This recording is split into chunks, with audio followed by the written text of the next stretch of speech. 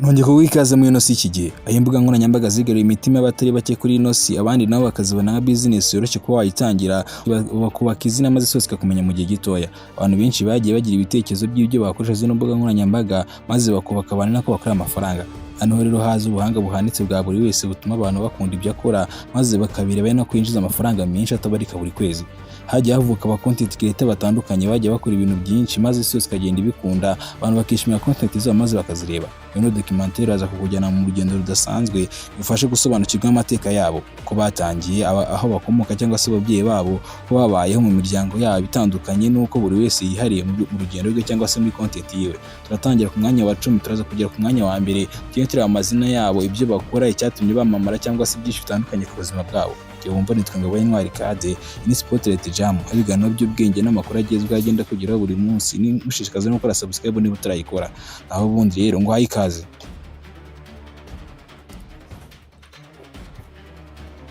Uzi ko nyuma dutangiye ku mwanya wa 10 turasanga umu content creator ukomeye cyane yitwa James Charles cyangwa se James Charles. James Charles undi amazina yitwa James Charles Dixon, yavukiye ahantu yitwa Bethlehem muri Leta Zunze Ubumwe za Amerika mu mujyi wa New York. Yavutse mu mwaka w'1999. Yatangiye gukora amashusho cyangwa se yatangiye gukora kuri YouTube, akora amashusho ya makeup cyangwa se ibijyanye na makeup hari mu mwaka wa 2015. Ni umuhungu wo bita Skip Share ndetse no bita Chris Dixon. Uwo bita James kugeza ubu ngubu ntarashaka cyangwa se uvuze ngo aracyari single, aracyari ingaragu mu magambo make. Yamenyekanye cyane ubwo umuhungu wa mbere cyangwa se umuhungu wa mbere wabaye ambasaderi wa Kavagay cyangwa se Kavagays. Ni kampani ikomeye cyane cyangwa se ni brand ikomeye cyane y'ubwiza muri Leta Zunze Ubumwe za Amerika.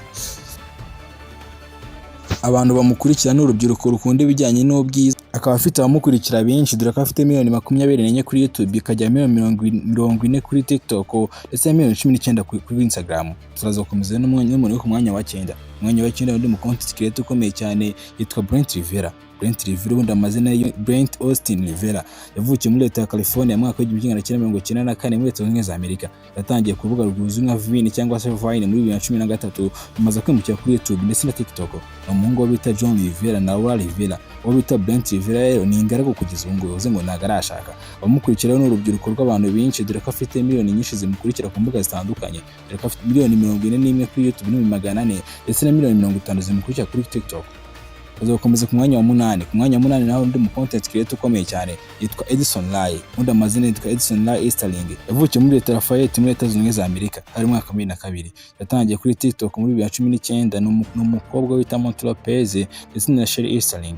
Edison Easterling rero kugeza ubu akaba ari mu rukundo ariko akaba atarashaka. Yamenyekanye cyane mu mashusho y'imbyino, nyuma yinjira mu muziki no mu gukina filime. Bamukurikira rero n'urubyiruko ruyobere n'abantu bakunda filime cyangwa se bakunda n'imbyino. Reka afite abantu bamukurikira benshi batandukanye ku mbuga zitandukanye. Afite miliyoni 4 kuri YouTube n'ibihumbi 37 bamukurikira kuri YouTube cyangwa se bakoze subscribe kuri YouTube channel yiwe. Akagira miliyoni 88 n'ibihumbi 300 zimukurikira kuri TikTok, ndetse kandi akagira miliyoni 34 zimukurikira ku rubuga rwa Instagram. Umwihariko ni uko ashobora kuba yaba umuhanzi, akaba umubyinnyi cyangwa se akaba n'umunyamuziki cyane ukomeye cyane, kandi akaba n'umukinnyi wa filime. Umwanya wa 8 undi mu content creator ukomeye cyane abantu benshi baramuzi yitwa Emma Chamberlain. Ubundi amazina yitwa Emma Frances Chamberlain. Yavukiye muri Leta ya California mu mwaka wa 2001. Yatangiye kuvuga bwa YouTube muri 2017. Ni umukobwa wa Michael Chamberlain ndetse no bita Sofiane Chamberlain. Bita Emma rero akaba ari ingaragu kugeza ubu ngubu, bivuze ngo akaba atarashaka.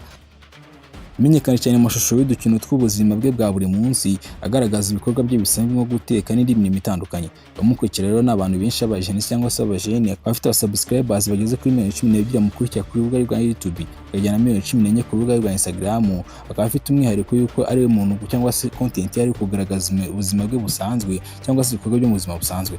Umwanya wa 6 undi mu content creator ukomeye cyane yitwa Kabirem. Ubita Kabirem rero ni umunyafurika waje muri top 10 y'aba content creator bakomeye cyane. Ubita Kabirem rero akaba ari umuhungu mu gihugu cya Senegal, avutse mu mwaka wa 2000. Uzinga afite imyaka 26, avuka mu gihugu cya Senegal, reka akaba yarakuriye mu gihugu cy'Ubutaliyani.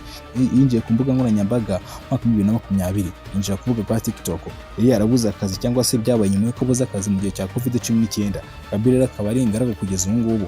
Abamukurikira benshi rero n'abantu batuye isi yose, dore ko content ye idasaba ururimi runaka cyangwa se ngo ube wumva ururimi, akora comedy zitavuga cyangwa se za comedy zidasaba ko umuntu yavuga. Akaba afite abasubscribers bageze kuri 12 n'ibihumbi 600 kuri YouTube. akagera miliyoni 160 kuri TikTok, dore ko ari narwo rubuga yamamayeho, ari narwo agaragaraho cyane, akagera kandi na miliyoni 77 zimukurikira kuri Instagram. Umwihariko n'umugabo cyangwa se umwihariko no mu content creator ni uburyo akoramo comedy, akora comedy zitavuga maze zigakorwa n'abana benshi batuye kuri ino si. Tuzi kugera ku mwanya wa gatanu. Mwanya wa gatanu undi mu content creator yitwa Logan Paul. Logan Paul ubundi amazina yitwa Logan Alexander Paul. Yavukiye mu mujyi wa Ohio muri Leta Zunze Ubumwe za Amerika. Aha mu mwaka w'1995 yatangiye ku rubuga rwa Vine mu mwaka wa 2013. Nyuma yaje kwimikira ku rubuga rwa YouTube n'ubundi akaba ari umuhungu bita Logan Paul ndetse n'ubita Pamela Stepnick. Logan rero akaba ari mu rukundo kugeza ubu ngubu ariko akaba atarashaka. Yamenyekanye ku mashusho y'urwenya nyuma yaza kwinjira mu mukino w'iteramakofe cyangwa se boxing, aza gukomeza mu bucuruzi bwa Prime Energy Drink. Bamukurikira rero n'abantu benshi batandukanye cyangwa se urubyiruko rwinshi rutandukanye, dore ko afite miliyoni 23 ku rubuga rwa YouTube na miliyoni 23 ku rubuga rwa Instagram, n'abandi bantu bageze kuri miliyoni 19 zimukurikira kuri TikTok. Ku mwanya wa kane rero hari undi mu content creator ukomeye cyane yitwa Charles D'Amelio. Charles ubundi amazina yitwa Charles Grace D'Amelio, yavukiye mu mujyi wa Connecticut muri Leta Zunze Ubumwe za Amerika ari mwaka wa 2004. Yatangiye ku rubuga rwa TikTok mwaka wa 2019. Akaba ari umukobwa wa Mark D'Amelio ndetse n'ubita Hayden D'Amelio. Witwa Charles D'Amelio akaba ari ingaragu kugeza ubu ngubu. Yamenyekanye cyane ku mashusho y'imbyino, abicyamamare cyane kuri TikTok. Abamukurikira kuri TikTok cyangwa kuri YouTube n'urubyiruko rukunda imbyino cyane, dore ko afite miliyoni 8 z'abasubscribers kuri YouTube na miliyoni 155 kuri TikTok ndetse na miliyoni 41 kuri IG. Ku mwanya wa gatatu naho undi mu content creator witwa Jack Paul. Jack Paul ubundi amazina yitwa Jack Joseph Paul, yavukiye muri Leta ya Ohio mwaka wa 1997. Yatangiye kuri rubuga rwa Vine cyangwa se ku rubuga ruzwi nka Vine ari mwaka wa 2013. Nyuma yaje kwimukira kuri YouTube n'ubundi. Akaba ari umuhungu wa Gregory Paul ndetse n'ubita Pamela Stepnick. Akaba ari muri umuntu wita Logan Paul nakubwiye mu ruguru. Ubita Jack Paul akaba ari mu rukundo kugeza ubu ngubu ariko akaba atarashaka. Amenyekanye cyane mu mashusho y'urwenya nyuma zo no kwinjira mu materamakofe cyangwa se mu iteramakofe cyangwa se ikizwi nka boxing nk'umukinnyi wabigize umwuga.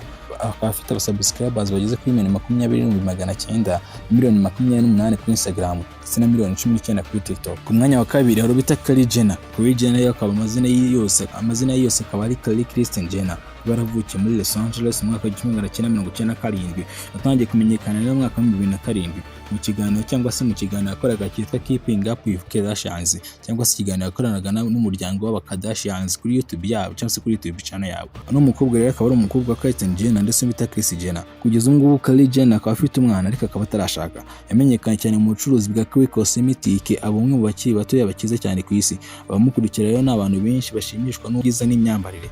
Bafite abasubscribers bageze kuri miliyoni 12 kuri YouTube na miliyoni 391 kuri Instagram na miliyoni 59 kuri TikTok. Umwihariko we nuko yahuje ubwamamare na televiziyo cyangwa se na internet, akaba afite YouTube channel cyangwa se ibindi biganiro bitandukanye agenda akora. Uzi ko nyuma rero dukomeze ku mwanya wa mbere. Ndabizi ufite amatsiko uribaza ninde muntu uri ku mwanya wa mbere. Umuntu uri ku mwanya wa mbere rero ni umuntu ukomeye cyane, cyangwa se ni mu content creator ukomeye cyane maze igihe kinini akora, yitwa Mr Beast. Amazina yitwa Jimmy Donaldson. Yavukiye muri North Carolina muri Leta Zunze Ubumwe za Amerika ari mwaka wa 1998. Yatangiye kuri YouTube mu mwaka wa 2012.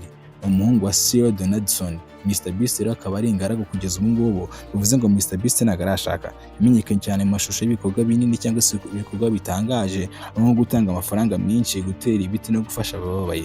Abamukurikira rero n'abantu benshi kuri ino si. Abantu buri gihugu cyose usanga nta gihugu wasanga nta muntu uzi Mr Bean, dore ko afite abamukurikira benshi cyane kuri YouTube. Afite miliyoni 434 kuri YouTube, akagira na miliyoni 84 kuri Instagram na miliyoni 124 kuri TikTok.